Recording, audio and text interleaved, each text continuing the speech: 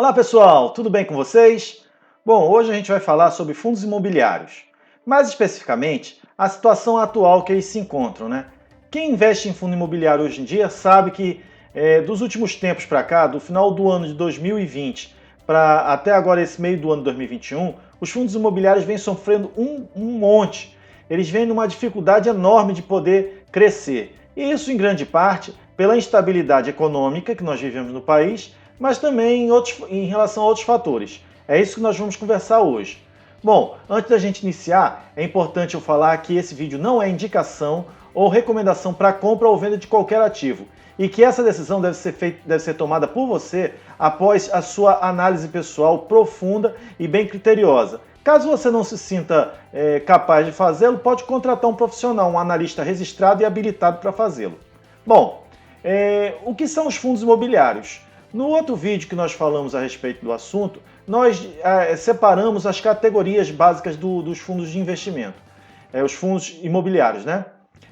Dissemos lá atrás que os fundos podem ser separados por categorias, como por exemplo, fundos híbridos, fundos de papel, fundos de logística, fundos de imóveis de lojas comerciais, fundos para salas comerciais. Então tem uma variedade de tipos de investimentos específicos para fundos de investimento imobiliário. O importante é que todos eles têm mais ou menos ligação com o imóvel. Por que eu digo isso mais ou menos? Porque alguns pode variar essa relação com o imóvel. Por exemplo, um fundo de lajes comerciais, ele tem 100% do seu investimento colocado na aquisição e manutenção de lajes comerciais. Ou seja, para aquelas salas que são alugadas para grandes empresas, para grandes negócios. Então, esse fundo ele está diretamente ligado à aquisição e manutenção de imóveis, ou seja, na propriedade do imóvel em si. Diferente, por exemplo, da gente ter um fundo de papel, que está atrelado geralmente àqueles valores relacionados às dívidas e que as empresas fazem para expandir seus negócios, e todos eles ligados a um imóvel em si. Um exemplo disso, por exemplo, LCI, LCA, CRI, CRA. Então, esse tipo de crédito que é liberado para a indústria imobiliária, eles são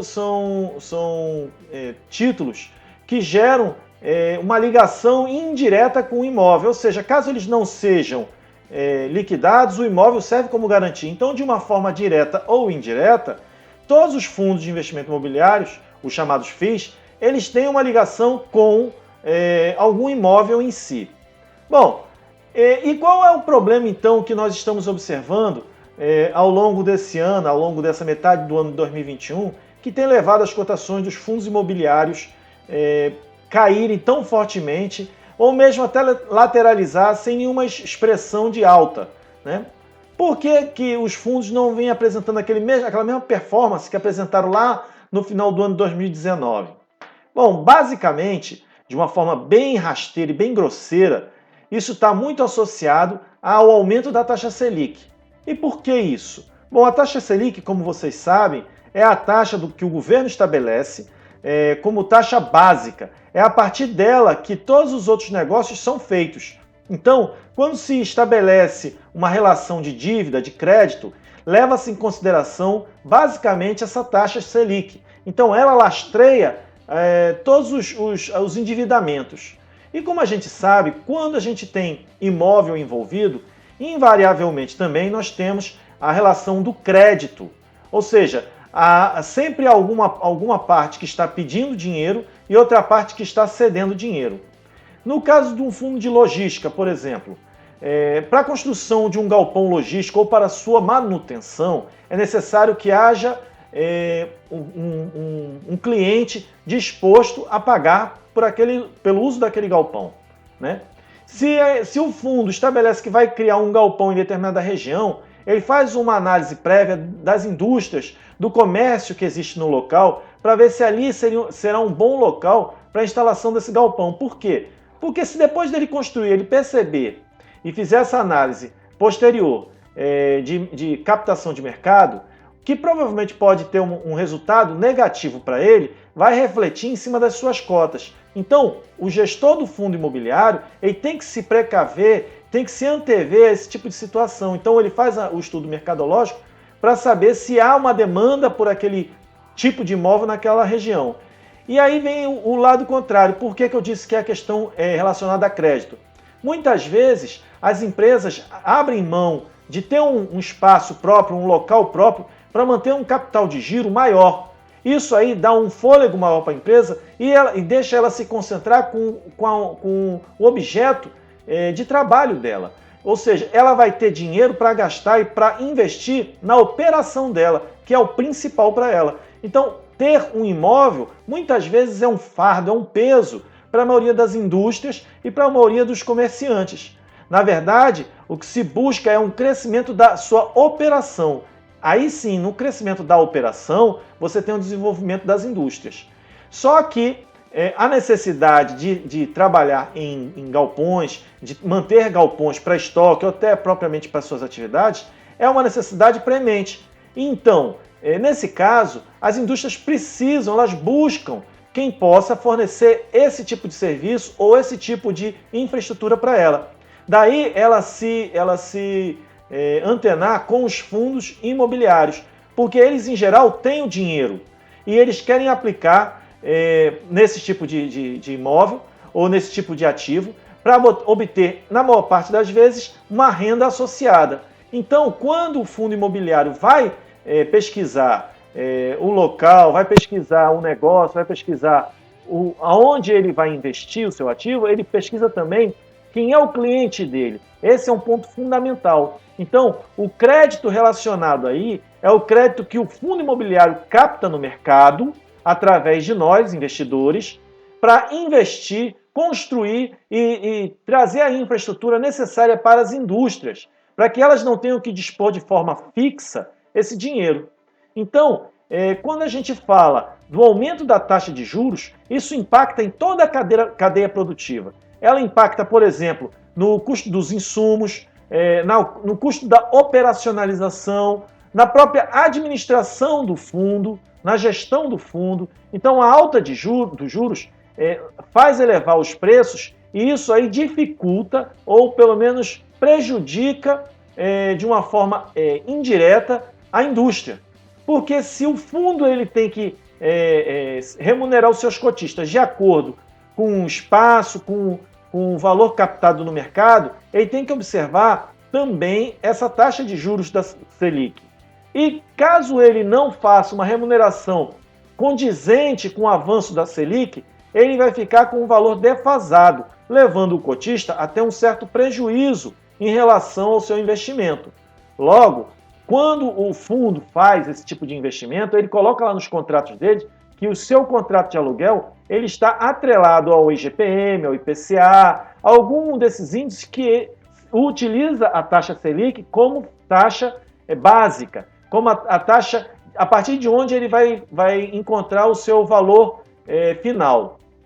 Então, é importante a gente saber que a taxa Selic ela influencia tanto para quem produz, quanto para quem compra, quanto para quem cede o crédito.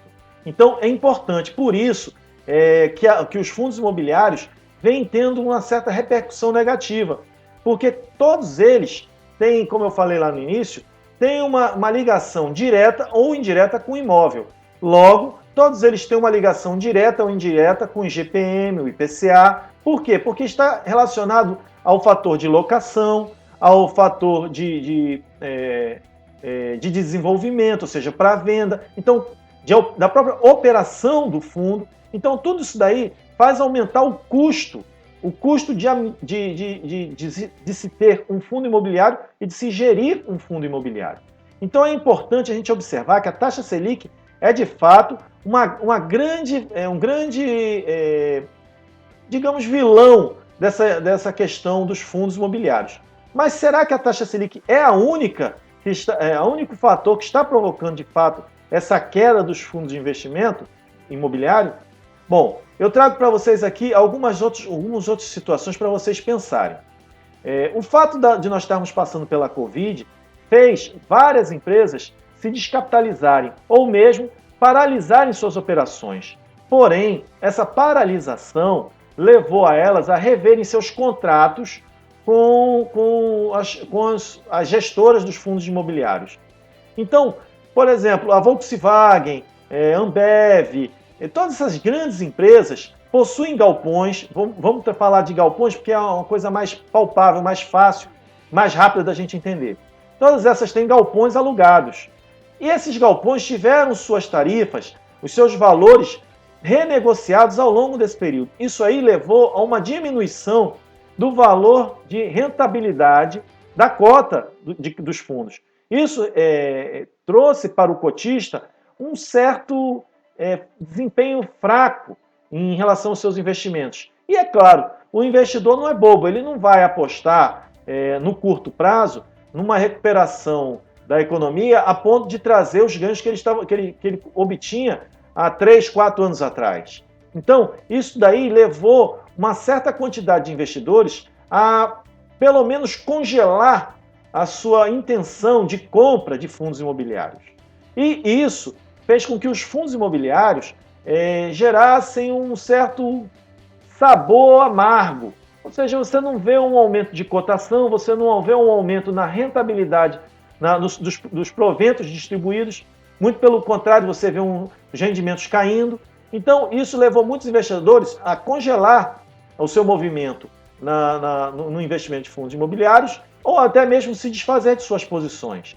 Então, isso aí causou um impacto grande, visto que o IFIX, o índice que mede o desempenho dos fundos imobiliários, notou o crescimento agressivo a partir do meio do ano de 2019, quando muitos investidores ingressaram nesse tipo de ativo.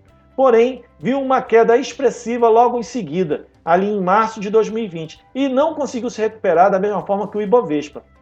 É bem fácil de entender por que o Ibovespa subiu e os fundos imobiliários não subiram. O Ibovespa, ele trabalha com ações, com empresas que, em geral, elas têm também influência da Selic, mas muitas delas têm operações no exterior. E o movimento que ocorreu no nosso país nesses últimos tempos foi, além da Selic ter essa variação agora positiva nesse ano, nós tivemos uma variação muito forte lá no início do dólar. Então, muitas empresas como a VEG, como a Vale, como a CSN, muitas empresas como a Taesa, todas elas tiveram suas receitas, no mínimo, mantidas, quando não aumentadas, como o caso da própria VEG. Então, a gente vê aí que as ações elas têm um desempenho que não depende exclusivamente da Selic. Ela tem a sua influência, sim, mas não é única e exclusivamente a Selic que determina essa situação. Então, para os fundos imobiliários, a situação ficou mais difícil por conta justamente desse grande grau de aproximação da taxa de juros básica da nossa economia com suas operações. Já as ações das empresas não têm essa ligação tão forte como os fundos imobiliários. Outro fator que a gente tem que levar em consideração é que, muito embora a economia ela esteja reagindo, digamos, de uma forma até surpreendente, acima da expectativa dos analistas, muitas ações não dependem propriamente das medidas do governo, nem federal nem estadual, para retomarem as suas operações. Muitas delas têm operações em outros países. Muitas delas têm operações de outra natureza que não foram afetadas pela paralisação. Já o fundo imobiliário, ele foi afetado tanto pelas direções dos governos municipais, estaduais e federais. Então, os imóveis aqui dentro do país, eles sofreram de uma forma bem mais severa do que propriamente as operações das empresas. Então, são fatores que a gente tem que levar em consideração quando vai pensar a respeito de fundo imobiliário. E, na verdade, eu já trago para vocês, eu tenho fundos imobiliários, eu tinha 10 fundos imobiliários no início lá de 2020. Hoje eu tenho 7 em carteira e estou aguardando, pois eu pretendo me disposicionar de alguns deles. Não de todos, mas pelo menos mais uns 3 fundos imobiliários estão em vista de eu me disposicionar. E por que eu não fiz isso ainda? Porque a queda em suas cotações foi tão forte que eles não conseguiram recuperar o fôlego até chegar próximo ao meu preço médio. Bom, isso aí afeta o meu ganho, afeta o meu desempenho, minha rentabilidade, e eu não pretendo realizar prejuízo. Então eu vou ter paciência que uma hora todo esse clima de tensão que nós vivemos na economia vai passar. Nós vamos ter novamente eu espero, nós vamos ter aquele pensamento de positividade de que as coisas vão se recuperar. Agora, tem que ter um pouco de paciência, e é isso que eu estou tendo ao longo desse período, e espero que vocês também tenham. Pensem que seu dinheiro é muito suado para vocês conseguirem ganhar. Então, não se desfaçam de suas posições caso o seu investimento mantenha ainda seus fundamentos. No meu caso, os meus fundos que eu comprei, meus fundos imobiliários, eles mantiveram os seus fundamentos. Porém, a minha percepção a respeito de fundos imobiliários mudou um pouco, principalmente diante dessa iminente proposta do governo de taxação de dividendos. Como os fundos imobiliários basicamente trazem renda através dos seus proventos, se de fato se concretizar isso que vem sendo colocado na mídia, de que os proventos serão de fato tributados, os fundos imobiliários se tornam, para mim, não tão vantajosos como já foram no passado. Então, por isso que eu pretendo me disposicionar de mais 3 fundos imobiliários. Permanecer com apenas 4. Essa é a minha intenção e eu estou aguardando para que isso possa ocorrer. E você? Conta aí pra gente aí, você tem fundos imobiliários? Você aplica? Você entende que fundos imobiliários é uma boa para sua carteira? Bom, de fato, hoje não tenho mais intenção nem de aumentar minha posição e, como já disse, desfazer uma parte dela. Manter apenas uma parte mínima, que é uma parte que eu vejo como sendo ainda coerente diante da tese que eu me propus e que tem trazido ainda um dividend yield relativamente interessante, ali na faixa do 0,7, 0,8 mensal. Então, ainda é para mim melhor do que manter o dinheiro em poupança. E como é uma posição relativamente pequena, eu pretendo mantê-la. Mas o meu projeto básico para a minha carteira ao longo dos próximos anos vai ser realmente focado em ações. Bom, conte aí para a gente a sua experiência, nos diga aí como é que tem sido a sua vida de investimento, se você tem feito aquisição ou venda de algum fundo imobiliário. A gente aguarda aí a sua contribuição e antes de você desligar, vamos aos nossos recadinhos. Espero que tenham gostado.